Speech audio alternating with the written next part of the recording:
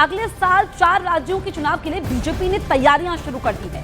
गृह मंत्री अमित शाह असम, पश्चिम बंगाल, केरल और तमिलनाडु चुनाव के लिए रणनीति की तैयारी में है। इसी रणनीति के तहत गृह मंत्री अगले 1 महीने में इन चारों राज्यों का दौरा करेंगे। उनकी यात्रा का पूरा शेड्यूल तय हो चुका है। 28 और 29 दिसंबर को पश्चिम बंगाल, 30 और 31 दिसंबर को असम, जनवरी के पहले हफ्ते में तमिलनाडु और दूसरे हफ्ते में केरल का दौरा करेंगे। इन दौरों के समय अमित शाह बीजेपी कार्यकर्ताओं के साथ बैठक भी करेंगे। तो बड़ी जानकारी हम आप तक पहुंचा रहे हैं।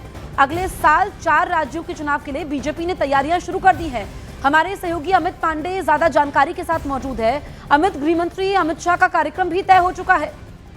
आज एक बड़ी रणनीति के तहत जो अगले साल होने वाले जो चुनावी राज्य हैं उसका दौरा गृह मंत्री करेंगे और औसतन दो दिन राज्यों में अगले 1 महीने में गृह मंत्री बिताएंगे, जिसमें पश्चिम बंगाल, असम और इसके अलावा 2 और केरल और तमिलनाडु राज्य शामिल हैं। और सबसे अहम चीज इसमें है कि 3 राज्य ऐसे हैं जिसमें एनडीए की सरकार नहीं है।